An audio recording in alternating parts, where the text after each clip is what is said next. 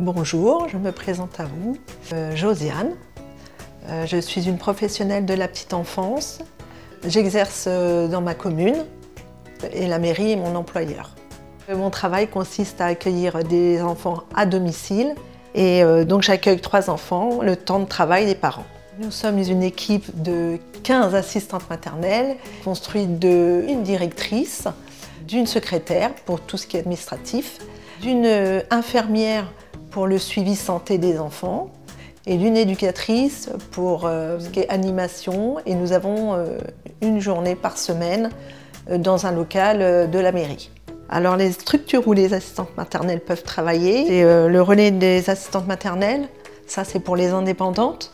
Après il y a le MAM, alors c'est des petites structures où ils sont maximum 4 assistantes maternelles avec maximum 16 enfants.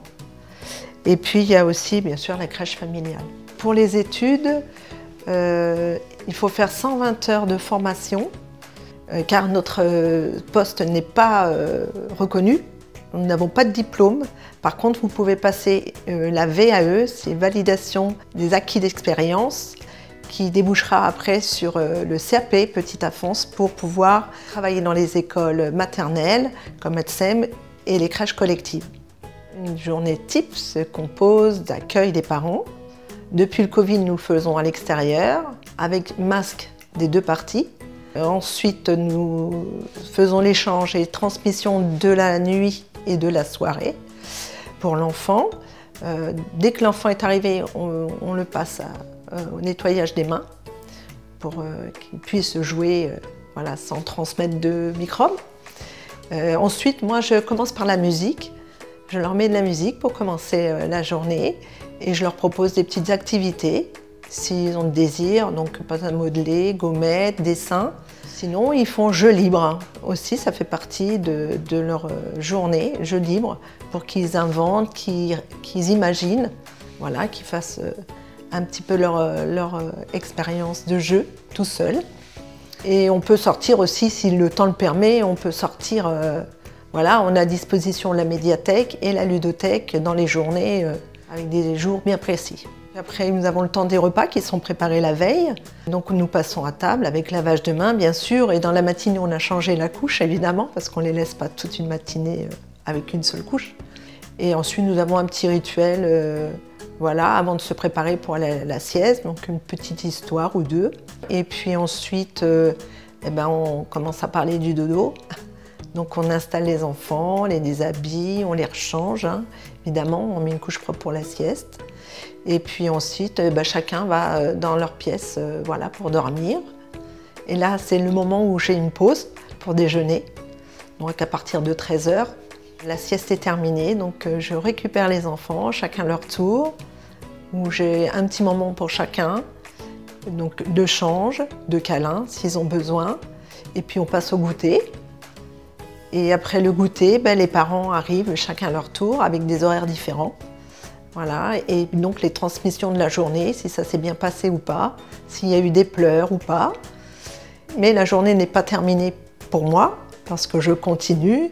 Rangement de jeux, nettoyage de la salle, voilà, et préparer le repas des enfants du lendemain.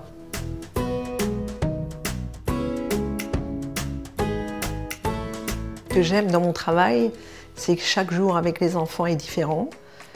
C'est à leurs besoins, leurs envies, s'ils ont besoin de câlins.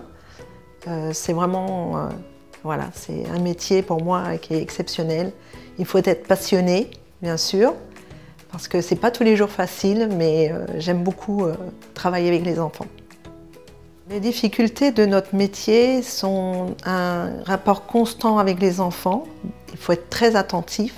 Les horaires, chaque parent est différent, donc il faut s'adapter, surtout quand on a des rendez-vous médicaux, c'est pas toujours facile. Et puis ensuite, le domicile soit toujours impeccable. De plus, il y a des grandes amplitudes horaires. Vous avez un enfant qui arrive à 8 h le matin ou 7 h 30 et terminé à 18 h, 19 h. Donc c'est des grandes amplitudes horaires pour la journée.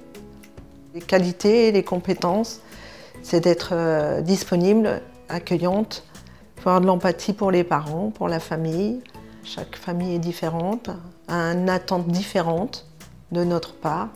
faut être organisé pour aussi accueillir les enfants, pour pouvoir gérer les jeux, l'alimentation, l'organisation de la journée. Voilà.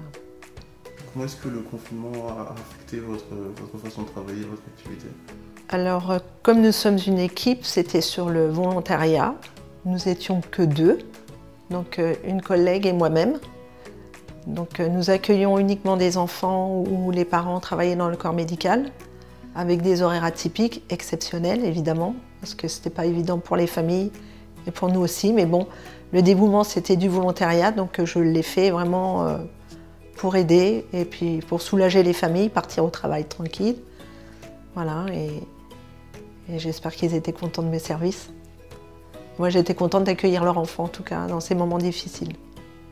Et on a posé un protocole avec ma petite directrice. Voilà, donc on avait mis en place les masques, le gel, les surchaussures, la désinfection des jeux toutes les semaines. Voilà, on avait vraiment fait un protocole particulier. Aujourd'hui encore, on est tenu de continuer à porter le masque toute la journée, du matin au soir, jusqu'à temps que les enfants partent. C'était le problème du confinement. Le conseil, c'est d'accueillir les enfants vraiment avec plaisir et joie, leur procurer du bonheur, d'être attentif à leur évolution, à leur progrès, de les voir grandir simplement. La sécurité physique et affective, ils en ont vraiment besoin. Et chaque enfant de chaque âge est différent. Et puis d'être toujours disponible pour eux, avec plaisir.